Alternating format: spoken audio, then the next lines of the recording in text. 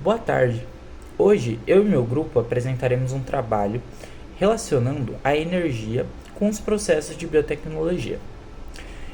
Inicialmente temos o nosso sumário e logo em seguida temos uma definição básica do que seria energia e como a interpretamos. Inicialmente, muitos cientistas entendem a energia como um conceito muito abstrato e estranho ao nosso universo, pois ela pode ser calculada como uma grandeza escalar que está associada ao estado de determinado objeto ou sistema. Esse objeto-sistema pode passar por diversas mudanças e reações elétricas, biológicas, químicas e termodinâmicas.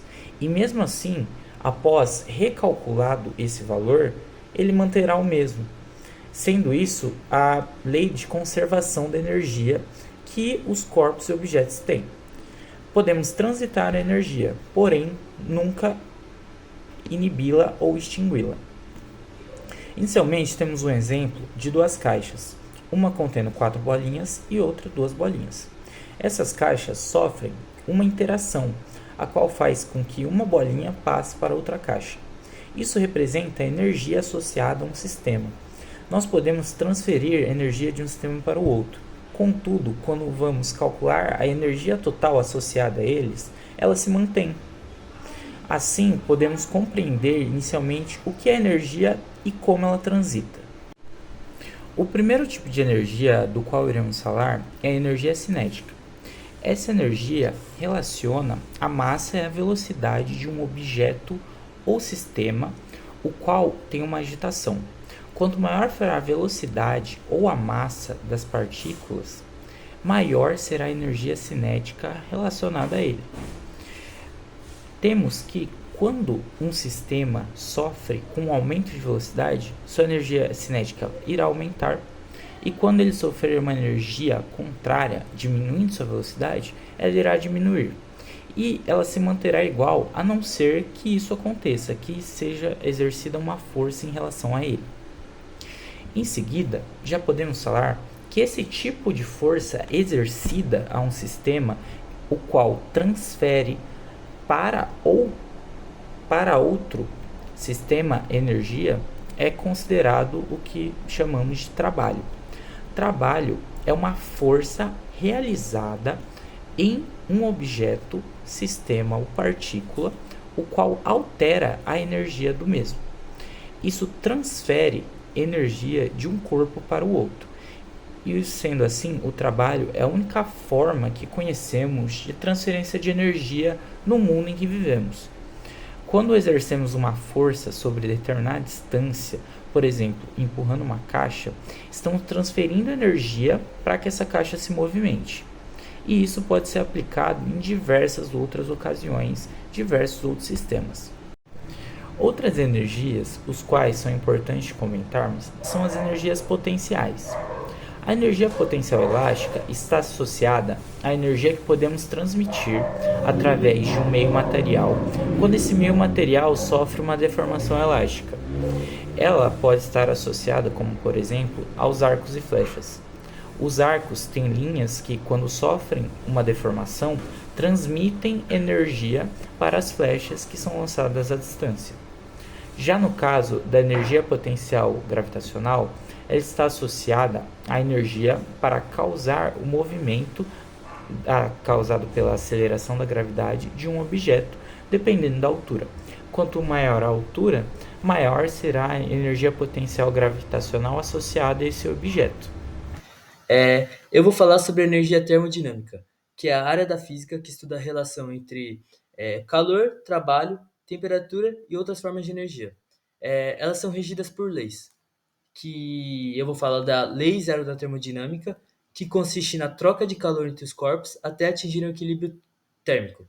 Ela foi fundamental para a criação de termômetros, e essas escalas termométricas são usadas na conversão de unidades de medida de uma temperatura em outra.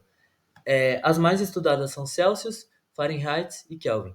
E aqui no slide mostra a fórmula de como ocorre essa conversão de uma temperatura para de uma unidade de medida de uma temperatura para outra. Aí eu vou falar da primeira lei da termodinâmica, que é a lei de conservação de energia interna aplicada nos sistemas termodinâmicos. E ela é representada por uma fórmula, que é ΔU igual a Q menos W, onde ΔU é a variação de energia interna no sistema, o Q é o calor transferido entre o sistema e vizinhança, devido às diferenças de temperatura, e W é o trabalho realizado sobre o sistema por uma força. E tá, se o Q for maior que zero, o sistema recebe calor. Se o Q for menor que zero, o sistema perde calor. Se o Q for igual a zero, o sistema não recebe e nem perde calor. Já se o W, que é o trabalho, for maior que zero, o volume de algo exposto ao calor ele é expandido. Se o W for menor que zero, o volume de algo exposto ao calor ele vai ser reduzido. E se o W for igual a zero, o volume de algo exposto ao calor ele vai se manter constante. Já no ΔU, que é a variação de energia interna do sistema, se o ΔU for maior que o zero, vai ocorrer o aumento de temperatura. Se o ΔU for menor que zero, ocorre a diminuição de temperatura. E se o ΔU for igual a zero, a temperatura se mantém constante. Certo? E é basicamente isso. Aí também tem a segunda lei da termodinâmica, que trata-se da transferência de energia térmica, onde as trocas de calor fluem espontaneamente de regiões mais quentes para regiões mais frias. Mas ela proíbe o processo inverso, que seria de regiões mais frias para regiões mais quentes. Então vai ser proibido o processo inverso. E ela envolve o processo de entropia, que seria a desordem de um sistema. Aí aqui, nesse slide está a fórmula de como seria a segunda lei da termodinâmica, onde é o ΔS igual ao ΔQ sobre T, no qual o ΔS seria a variação de entropia, o ΔQ seria o calor cedido ou transferido pelo sistema, e T seria a temperatura. E a gente também tem a terceira lei da termodinâmica, que não é muito importante, mas vale ressaltar, porque está na lei das termodinâmicas, né? Onde fala que à medida que a temperatura de um sistema se aproxima do zero absoluto, a entropia do sistema se aproxima de um valor mínimo. Ela não é muito importante, mas ressaltei aqui. E eu também vou falar da importância da termodinâmica na biotecnologia, porque a termodinâmica ela tem um papel fundamental e essencial na biotecnologia, porque ela otimiza processos e reações, ajustando fatores como temperatura e pH, ela desenvolve novos produtos e tecnologias, permitindo a modificação de suas propriedades para aplicações específicas. Ela também garante que os processos sejam sustentáveis e eficientes e inova uma ampla gama de aplicações e processos.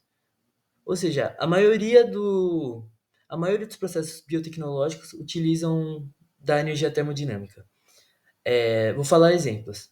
Ela tem um papel crucial na polimerização, já que a termodinâmica ela ajuda a entender e controlar esse processo no qual monômeros, que são moléculas pequenas, se unem para formar polímeros, que são moléculas grandes. Então, o processo termodinâmico está diretamente relacionado com isso.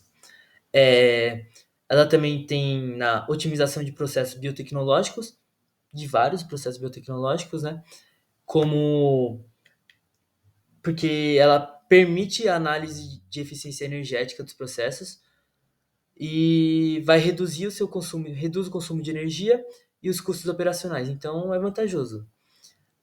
E também tem nos processos de separação e purificação de algum produto, porque ocorre a extração de solventes pela análise termodinâmica, com o intuito de recuperar os compostos de interesse e além de purificar produtos como proteína e produtos químicos. E ela também serve para estabilidade e armazenamento de vacinas ou enzimas também, já que a estabilidade de produtos como vacinas e enzimas são influenciadas por fatores termodinâmicos, como a temperatura, por exemplo. E além disso, ela ajuda a projetar condições de armazenamento e formulações que formulações que preservam a eficiência dos produtos. Então, a termodinâmica é fundamental na biotecnologia. E é isso. Bom, eu vou apresentar sobre a parte da energia elétrica, começando sobre campos elétricos. Basicamente, um campo elétrico ele funciona da seguinte forma. Há uma região de influência da carga Q, em que se uma outra carga Q entrar em contato com essa região, ela entrará em contato com uma força elétrica. Um pouco sobre a primeira lei de Ohm. Ela é basicamente quando a corrente em um condutor é diretamente proporcional à voltagem aplicada. Dessa forma, a resistência permanece constante. Aqui podemos analisar também nessa imagem a forma em que a tensão elétrica ela é igual à resistência elétrica vezes a corrente elétrica. Temos também uma forma de representação gráfica em corrente elétrica em relação à tensão elétrica, em que é uma reta constante, não, uma reta crescente. Já na segunda lei de Ohm, basicamente, ela é quando a resistência elétrica de um corpo é diretamente proporcional ao seu comprimento, e a sua capacidade de resistência ela é inversamente proporcional à sua área. Temos aqui a fórmula também, em que ρ, que é a resistividade elétrica, ela é igual à resistência elétrica vezes a área da seção transversal. Isso tudo sobre o comprimento do material. E temos também uma representação do material em si aqui. Já a associação de resistores nós temos em série e em paralelo. Basicamente, a associação em série ela é quando os resistores estão ligados em sequência, ou seja, a corrente elétrica ela é mantida ao longo do circuito, enquanto a tensão elétrica ela varia. Já na associação em paralelo, ela é quando todos os resistores estão submetidos a uma mesma diferença de potencial. Dessa forma, a corrente elétrica ela é dividida por ramos no circuito, como podemos analisar aqui nessa imagem de um circuito em paralelo. Vou comentar também sobre a lei de Faraday. Ela é muito importante, vai ser explicado ao longo do trabalho, que será exemplificado com o Henrique. Basicamente, a lei de Faraday ela é importante, pois ela indica quando há variação do fluxo eletromagnético por um circuito. Ela também é relacionada ao efeito Joule, em que esse efeito ele é quando há colisão de elétrons com partículas do condutor, e dessa forma há a transformação de energia elétrica em calor. E agora algumas aplicações na biotecnologia. Eu vou falar um pouco sobre eletrobiorremediação. Inicialmente é realizada a análise do solo e dos contaminantes. Nesse processo, é necessário identificar características básicas, como, por exemplo, o pH, a porosidade do solo ou a textura, e também identificar os contaminantes. Dessa forma, é possível saber quais micro-organismos são ideais para que esse processo ocorra, e também, dessa forma, selecionar bactérias que se adaptam em condições que contêm campo elétrico. Essa seria a segunda etapa. Em seguida, são instalados ânodos e cátodos no solo contaminado, e eles devem ser adequados para a corrente elétrica aplicada. Dessa forma, evita a corrosão do material. Então, um campo elétrico de baixa intensidade ele é aplicado para movimentar íons, contaminantes e nutrientes no solo, e esse processo ele é importante, pois ele auxilia no transporte dos poluentes para que cheguem nos micro-organismos biodegradadores. Em seguida, é relevante realizar um monitoramento desse processo todo, de forma que seja possível garantir a intensidade da corrente elétrica. Dessa forma, a corrente ela não é autossuficiente para inativar os micro-organismos, ou então baixa para que esse processo não aconteça. Ela deve ser aplicada basicamente de uma forma ideal. Em seguida, os resíduos ou poluentes eles são extraídos e neutralizados. E, por final, É avaliada a concentração dos resíduos no solo. Dessa forma, é observado se a recuperação ambiental ela foi garantida ou não. E essa foi basicamente a minha parte em relação à elétrica. Por fim, gostaríamos de mostrar uma aplicação que associa os diversos tipos de energia que vimos durante nossa apresentação. Na produção de biogás, nós temos, primeiramente, a combustão de material orgânico, o qual libera o biogás. Esse biogás pode ser utilizado tanto para combustão em outros elementos, como por exemplo em fogões a gás, ou nós podemos utilizá-lo em transformadores de energia. Nesses transformadores, o biogás é movido fazendo uma transferência mecânica de energia, realizando o trabalho, o qual vai movimentar as turbinas e vai mudar o fluxo magnético de geradores. Nesses geradores, quando variamos o fluxo magnético, pela lei de Faraday, geramos uma força eletromotriz induzida. E essa força eletromotriz induzida é responsável por transformar essa energia mecânica em energia elétrica. Assim, temos um processo o qual há a transferência de energia térmica em energia mecânica para no fim termos a energia elétrica. Em seguida, nós temos a nossa bibliografia utilizada e muito obrigado pela atenção.